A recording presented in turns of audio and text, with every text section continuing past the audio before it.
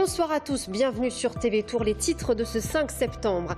L'INAO, l'Institut national de l'origine et de la qualité, donne son feu vert après 4 ans d'attente. 8 communes supplémentaires pourront désormais produire du chinon. Reportage ce soir à Lernay, à 4 km du département de la Vienne.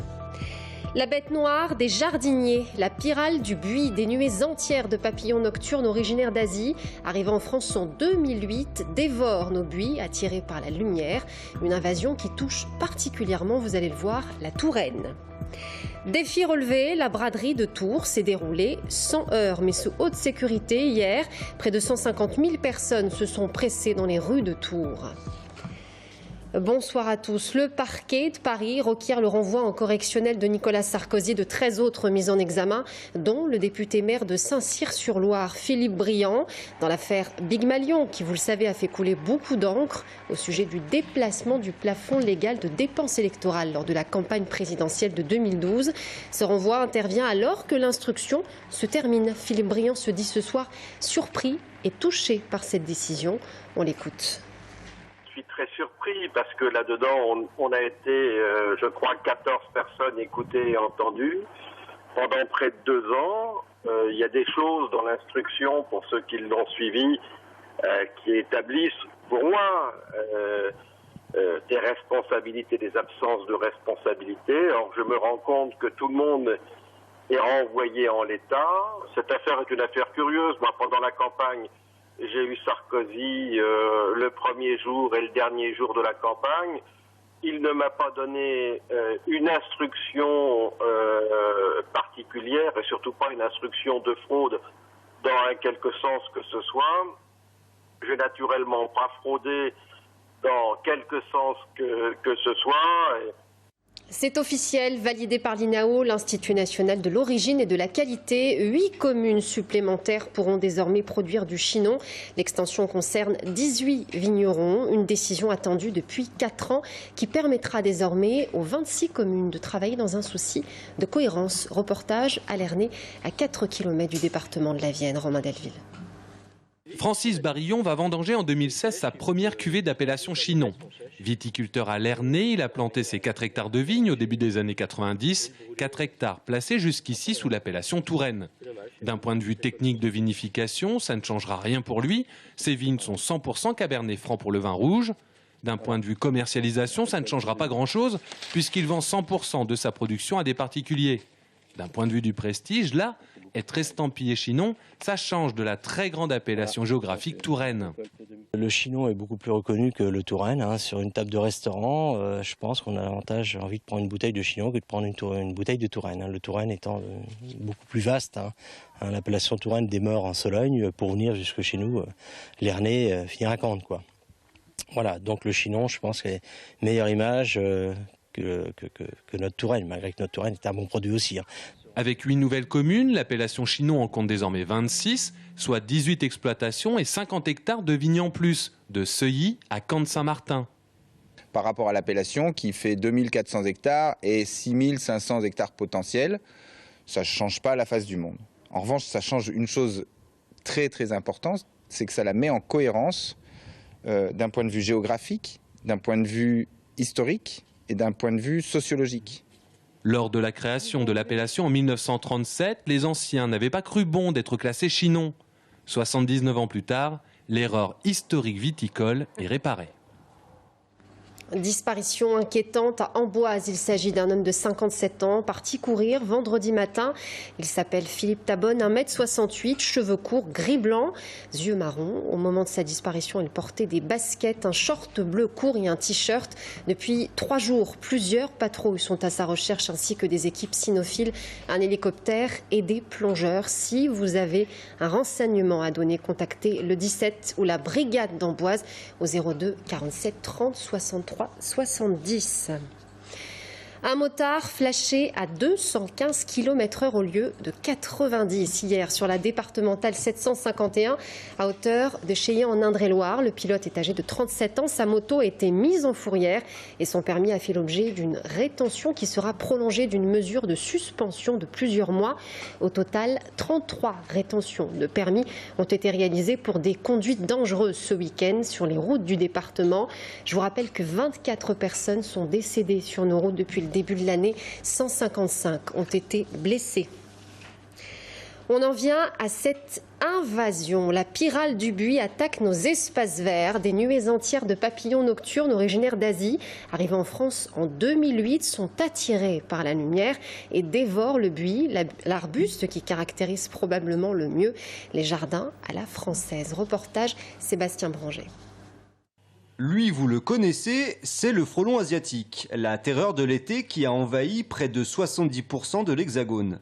Désormais, il va falloir aussi compter avec le papillon asiatique qui, sous sa forme larvaire, se prénomme le pyrale.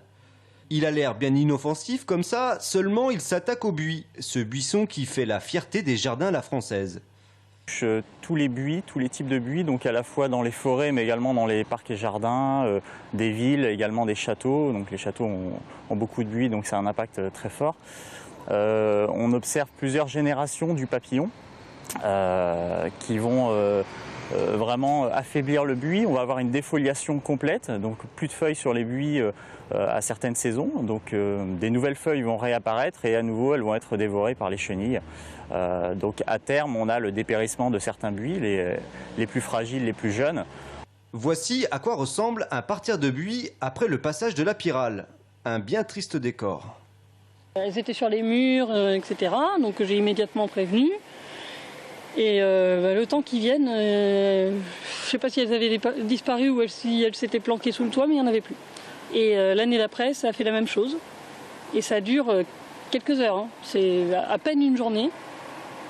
Voilà. Et après, effectivement, il y a plein de papillons, mais enfin, ça ne dérange pas plus que ça. En tout cas, on n'a pas l'impression d'une attaque de clones, quoi. Voilà.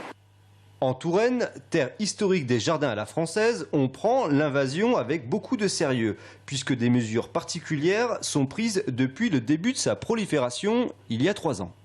Nous avons travaillé avec l'INOFIT, qui est la branche de recherche de l'université, sur des moyens écologiques de lutter contre la pyrale. Donc c'était l'année dernière, hein, et nous avons utilisé plusieurs produits.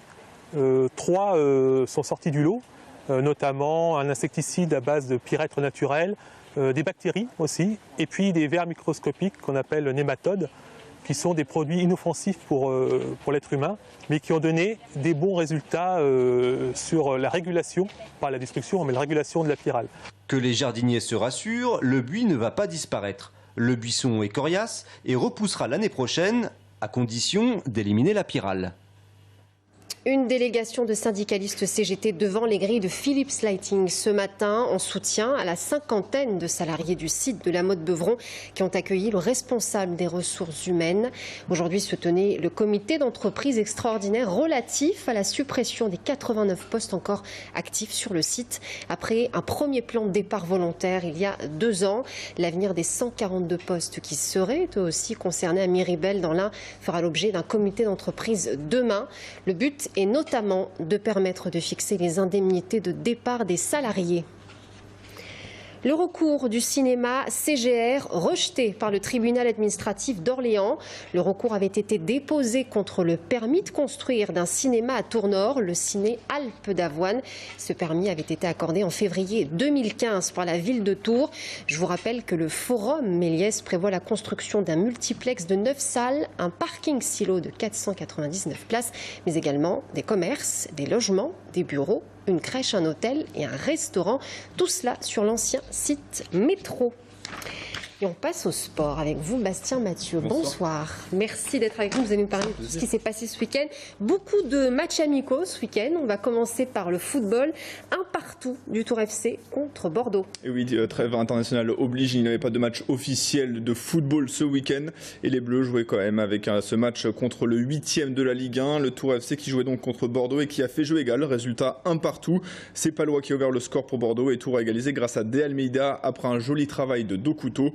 2 joueurs en manque de temps de jeu en ce début de saison. Et c'est bien l'essentiel pour Fabien Mercadal qui a pu faire tourner ses joueurs et qui a pu aussi tester ses nouvelles recrues. Alors justement, parlez-nous de ces nouvelles recrues. Elles sont 3. Alors elles sont 3, elles sont 2 à avoir joué. 3 joueurs donc qui ont rejoint Tours dans les dernières minutes, dans les derniers jours. Axel Kakou qui donc ne jouait pas, ancien gardien de Saint-Etienne et d'Évian, qui n'a pas joué tout simplement parce que Quentin Westberg a été préféré dans les buts. Il est sur sa lancée, il a fait un bon début de saison et le staff voulait le laisser. Les 2 autres ont joué, Sacha Clémence et Rolly Pereira de Sa, un ancien joueur du PSG. 2 joueurs offensifs mais au profil un peu différent. Je vous propose d'écouter le coach Fabien Mercadal qui nous les présente. Sacha est un attaquant capable de se déplacer, mais capable aussi de fixer, de caler les ballons. Il l'a bien fait d'entrée, il a failli marquer un but à la première minute, après avoir récupéré un ballon dans les pieds de Palois. Voilà, c'est un garçon qui est combatif au service du collectif. Donc, ça, on connaît. Rolly, c'est un joueur qui est quand même assez athlétique, malgré ce qu'on peut penser. Parce que c'est quelqu'un qui est estampillé joueur technique, avec son pied gauche, mais voilà, qui est capable aussi de garder le ballon, d'utiliser son corps. Et voilà, sur les 30 minutes qu'il a fait, il aurait pu marquer un but. Denis a été contré 2 fois pour lui mettre le ballon, où il serait parti en duel face au gardien, puis il a eu une occasion qui frappe sur le gardien malheureusement, mais ça viendra. Et une équipe prometteuse, on l'espère. Le prochain match contre le Tour FC ? Pour le Tour FC, ce sera à Amiens, sur le stade d'Amiens. Ce sera vendredi à 20h évidemment. Et vous nous en parlerez comme d'habitude lundi prochain. Autre match amical du week-end, celui des Remparts face à Anglet. Double confrontation là. Et oui, effectivement, week-end des matchs amicaux parce que la plupart des équipes n'ont pas encore repris. C'est donc le cas des Remparts, mais ça ne devrait pas tarder parce qu'ils redémarrent leur championnat samedi avec un déplacement à Cholet. En attendant, il n'avait pas donc 1 mais 2 matchs amicaux ce week-end, samedi soir et dimanche midi. 2 fois la même équipe, Anglet, qui était au port de la montée la saison dernière, donc une très grosse équipe. Verdict, une victoire, une défaite à chaque fois sur le score de 4-3.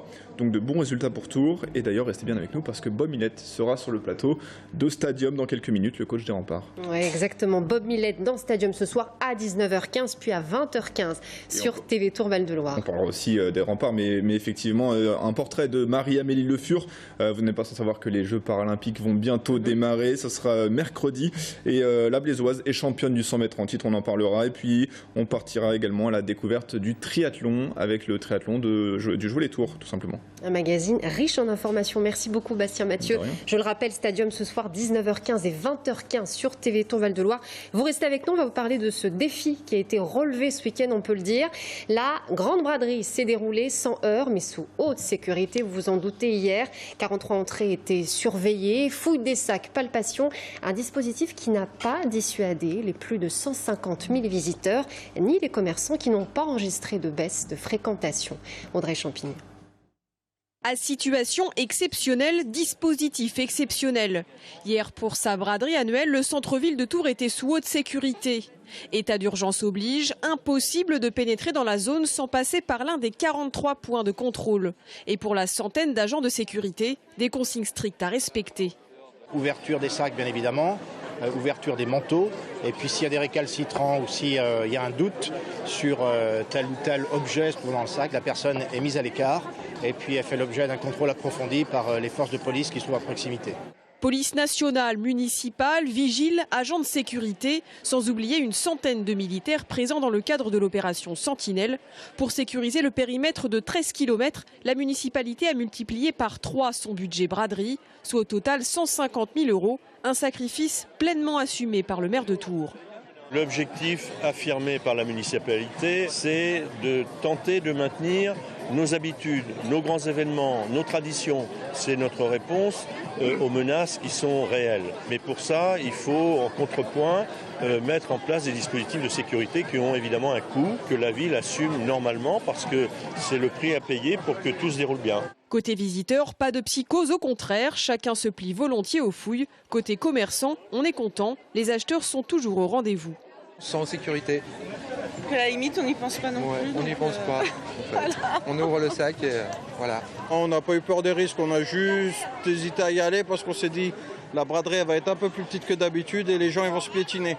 Il va y avoir trop de monde et elle va être beaucoup plus petite et il peut y avoir un mouvement de panique, mais à part ça, rien ne nous inquiète. Non, j'ai pas ressenti une crainte des spectateurs, mais toujours autant de monde que l'année dernière, pour moi, dès l'ouverture.